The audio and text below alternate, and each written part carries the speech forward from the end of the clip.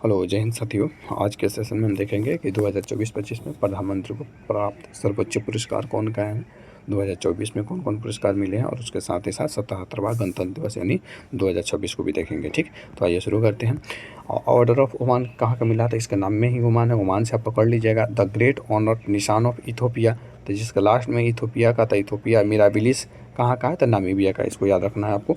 Order of the most ancient Welwitschia mirabilis कहाँ का है, तो नामीबिया का है। Grand collar of the national order of the southern cross की बात करते थे, ब्राज़ील का है।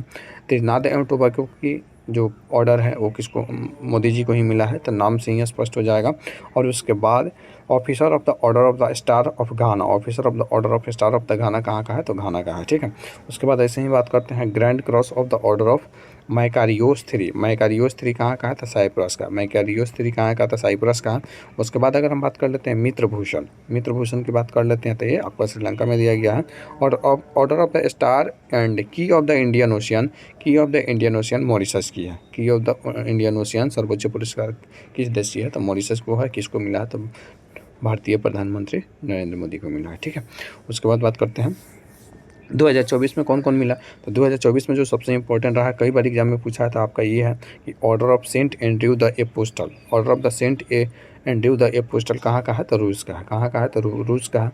उसके बाद the order of Mubarak al Kabir, Mubarak al Kabir Kuwait का है। मुबारक अल कबीर कहाँ का है, आपका कुवैत का है। The order of excellence of Guyana कहाँ का है, तो गुयाना का है। Honorary order of freedom of Barbados का है। Dominica award of honour Dominica republic का है।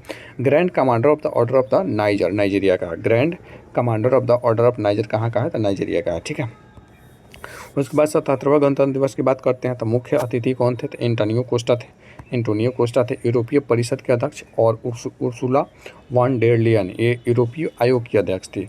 उर्सुला वान डेर लियन यूरोपीय आयोग की अध्यक्ष और एंटोनियो कोस्टा यूरोपीय परिषद के अध्यक्ष। ठीक, थीम क्या रहा है इस बार का, तो थीम रहा है वंदे भारत के 150 वर्ष। वंदे भारत के 150 वर्ष। सर्वश्रेष्ठ झांकी किसका, तो महाराष्ट्र की झांकी। सर्वश्रेष्ठ झांकी की पुरस्कार किसको मिला, तो महाराष्ट्र की झांकी।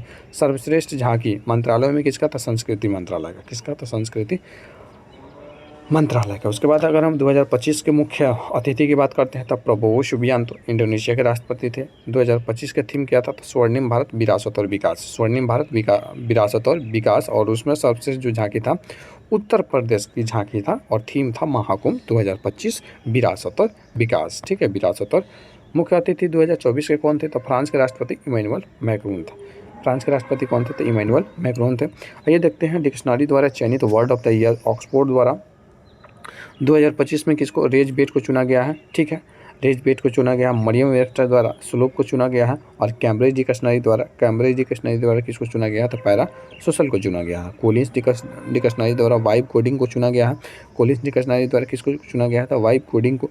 और डिक्शनरी.com द्वारा किसको चुना गया था, 67 को चुना गया है। ठीक है, आज के वीडियो में इतना ही। मिलते हैं नेक्स्ट वीडियो में, तब तक पढ़ते रहिए, बढ़ते रहिए, अपना और अपनों का ख्याल रखिए। Thank you again.